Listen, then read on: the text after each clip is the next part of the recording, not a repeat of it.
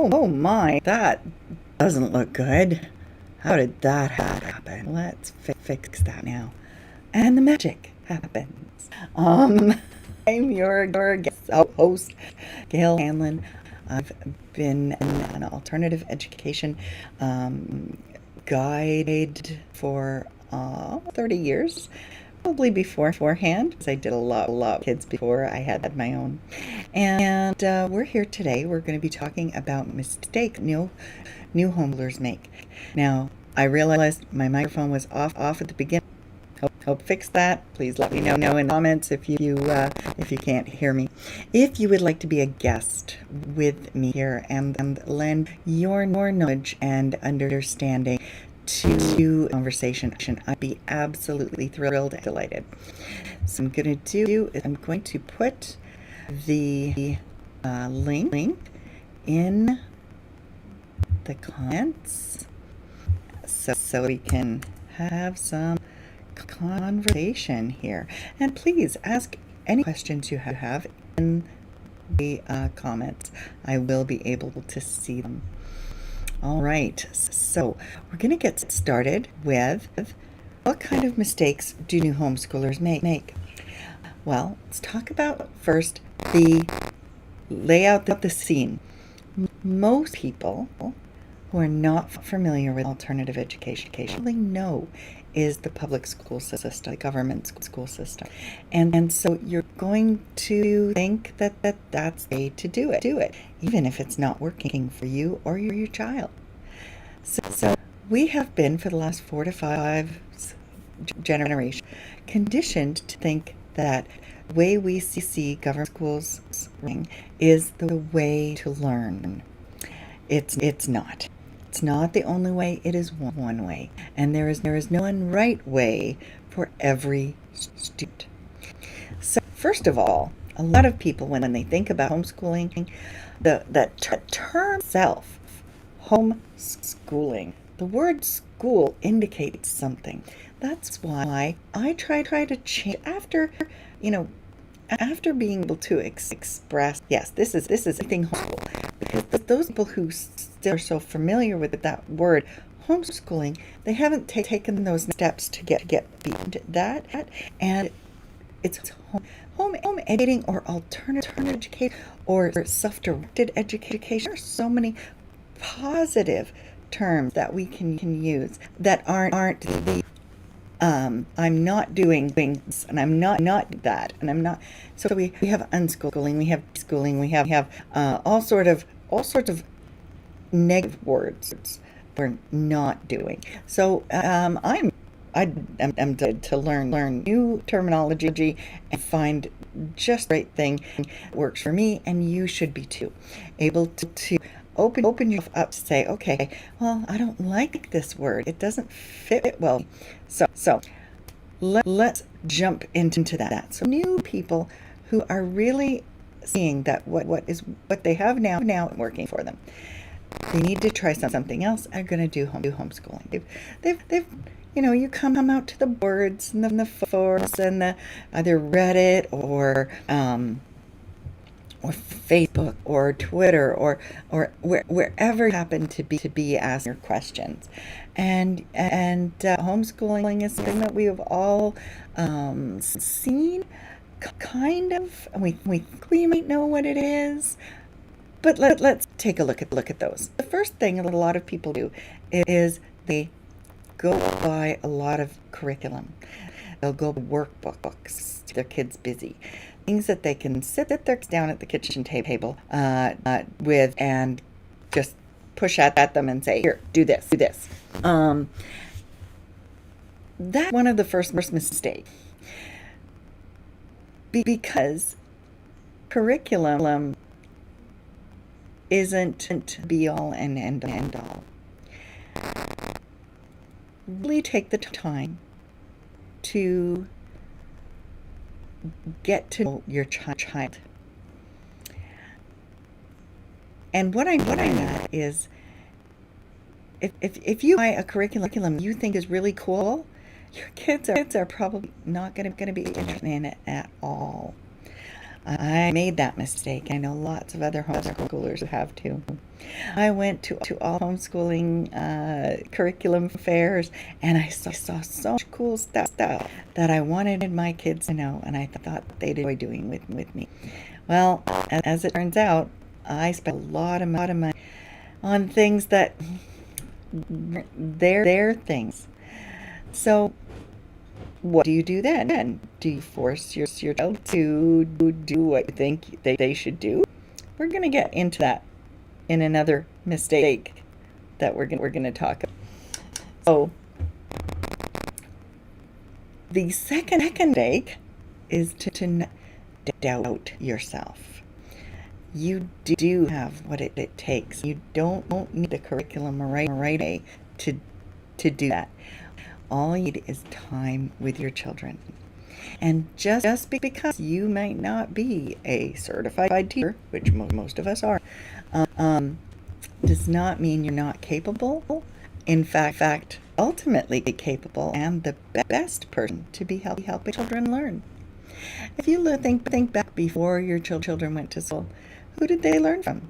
They learned from you, their parents. And you are their primary and best educator, guide, traveling companion. Favorite quote from George Shaw is, "I am not a teacher. I am just a fellow traveler of whom you have asked me. I point ahead of myself as well as you." So take those words to heart. You may not feel very confident right away, but it will come. Both your children and you, as you grow in this new relationship, take time. Enjoy each other's time. Spend time together. Play. Play is the biggest part of this. Play. Ask your kids what they like to do. Observe what your kids like to do. If they like to do something, then it's obvious, attractive to them, and it's something that they want to do more of. So take the time to observe. Ask them, what is about this you like so much? Because every single thing that they do is valuable and is part of their learning. Learning happens. School is optional. I'm gonna do that again. Learning happens all the time to everybody. School is optional. Everywhere you live, school is optional. They might have different ways of doing it. We can talk about that on another day. But let's move on to the third thing. It's similar to buying lots of curriculum, but it's also trying not to live to others' expectations. Don't limit yourself to what you've seen before. Don't think that your kids or you have to be the exact same vision of education that you've seen in your past. There are as many ways to learn as there are people to learn. And learning how to learn is more important than learning about stuff. So, moving forward, because I want to get to these, the next one is, don't create school at home. And this is kind of blended in with those other ones, but school was designed to be school, not to be a learning center, not to encourage independent thought. And you can learn more about this.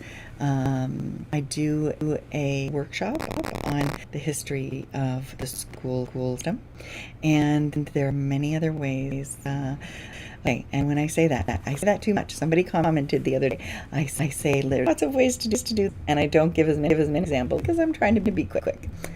So you can look up John Taylor Gatto, and one of his books is Weapons of Mass Instruction. Another one is Dumbing Us Down. And Anything by John Delgado is amazing to learn about the history of education. But when you school at home and when you mimic it and to replicate it at home, you may be just re-emphasizing things that don't work for your children. If you were in a thing where you had 30 kids or sometimes 90 kids, you may want to try to organize things a little differently. But school was for school, not for home and learn. So if you have any questions, please don't hesitate to pop them in the comments. I'm happy to answer them at any time, either live or in the recording, in the replay. Now, next one. There are so many books and videos, and there's so much information about home education, and it varies. And if you spent all the time reading all the homeschooling books, if you spent all your time doing that, you would never actually homeschool your children, and you will have missed the opportunity. You do have to understand some things, and some things. Make sure you do it in a time that doesn't compromise the time with children. And you might want to get a mentor. It's sometimes easier to just have somebody that you can ask questions of rather than going to book. Now, it's not to say you shouldn't be reading books, because anything by John Holt is phenomenal and beneficial. I like learning. I like reading books or hear books, audiobooks, and I've just finished again for the third time Peter Gray's Free to Learn through all, and highly recommend it. Highly recommend anything by John Delgado. But there is so much out there, it can be confusing. You find other videos on mistakes, new homeschoolers, and they're all different. And also depends on the bias. I mean, I have my own bias, you have your own bias, I'll have our own bias.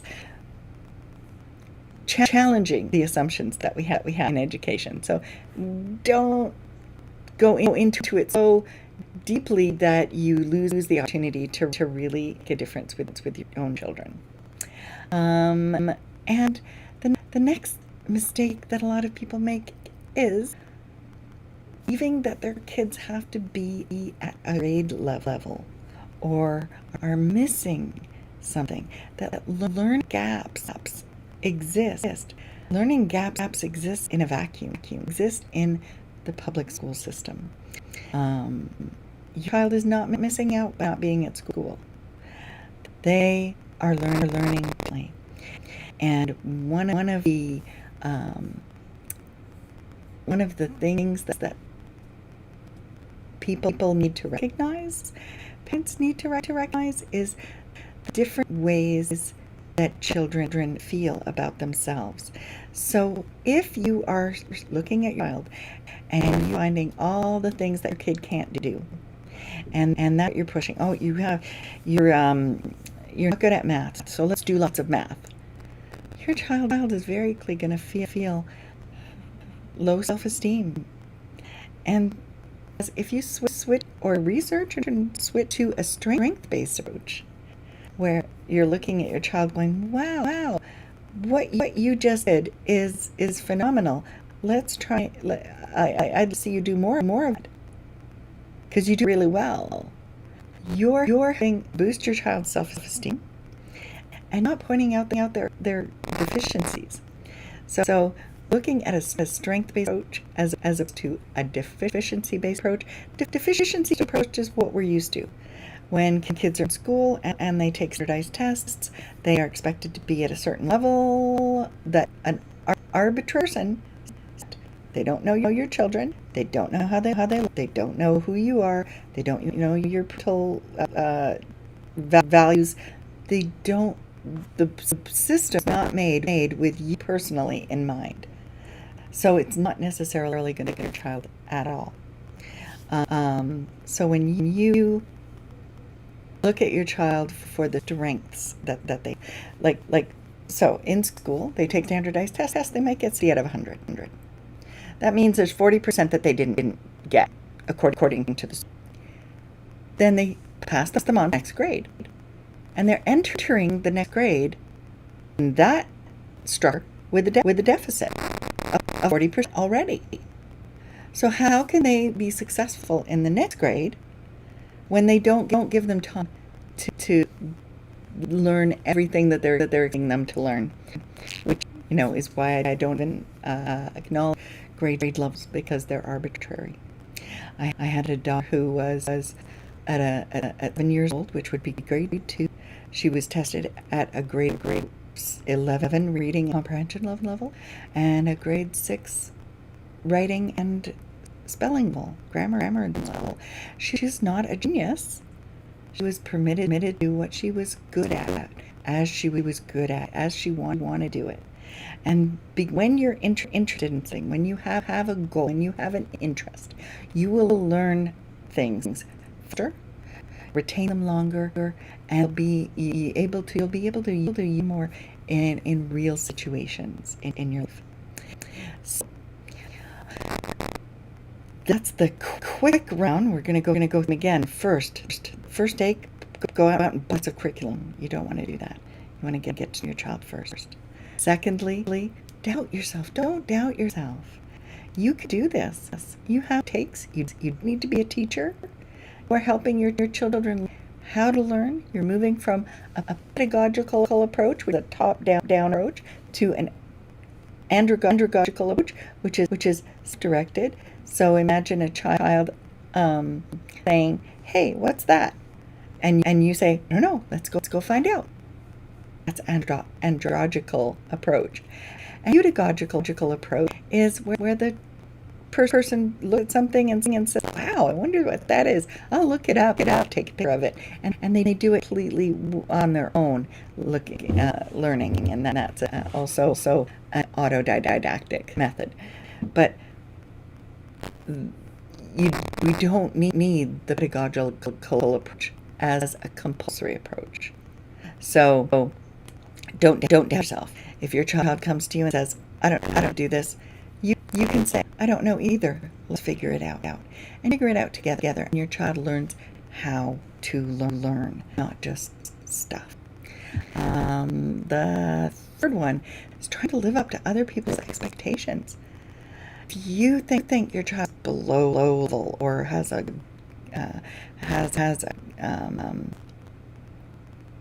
deficiency, some area, look at what those where you got that idea.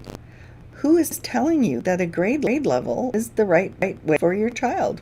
Who's telling you that, just as your child's 7, they should be doing grade 2 level things? Why can't we let them do higher level things if they're ready for lower level things, to help them get the basics of things?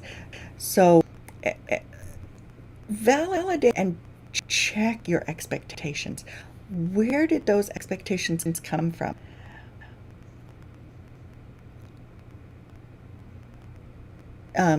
John Taylor Gatto, 98% everything you know or think you know was put in there in mind by somebody else whose motives you do not truly understand.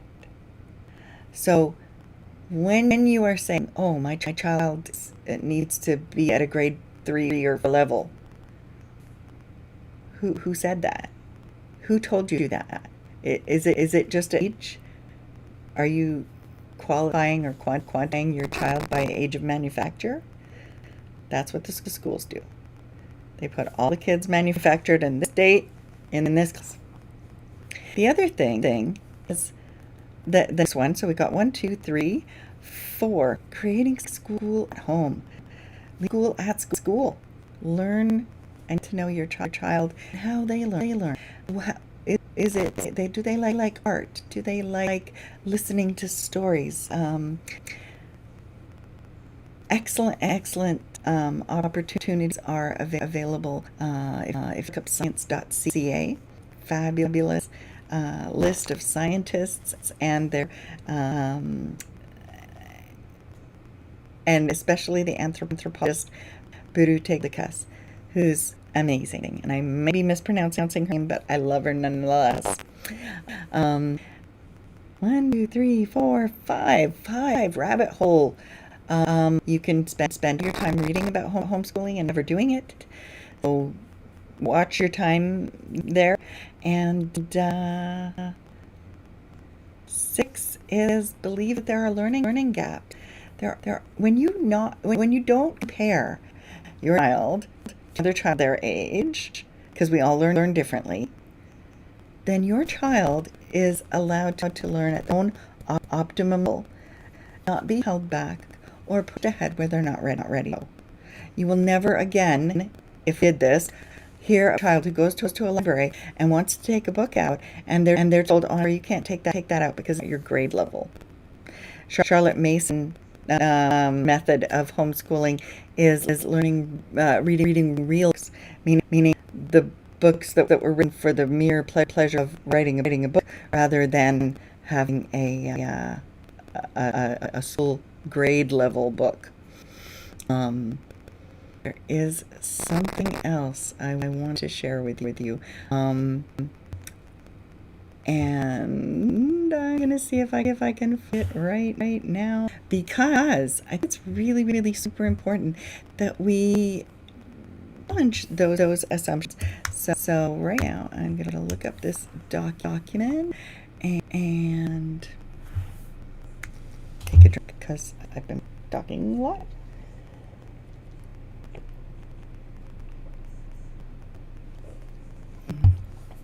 Okay.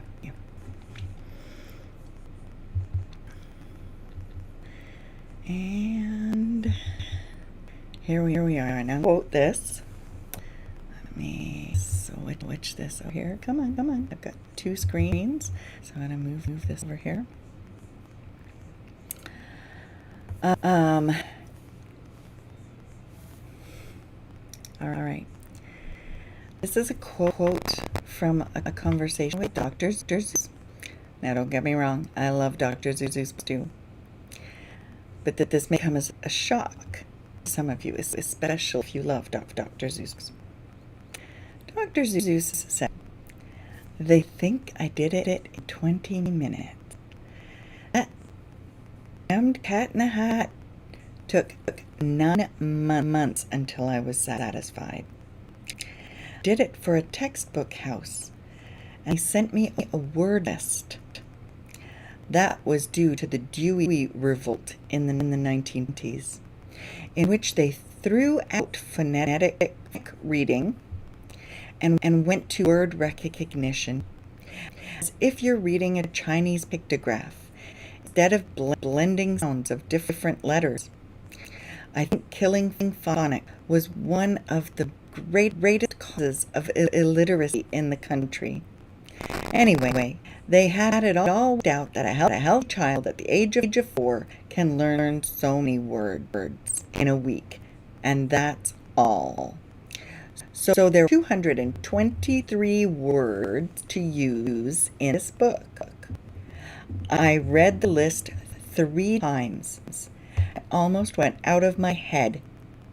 I said, I'll read it once more, and if I can find 2 words rhyme, that'll be the title of my book.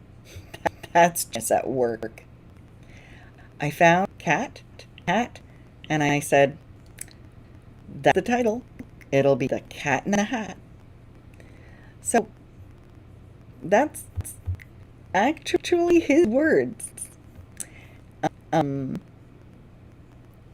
it was in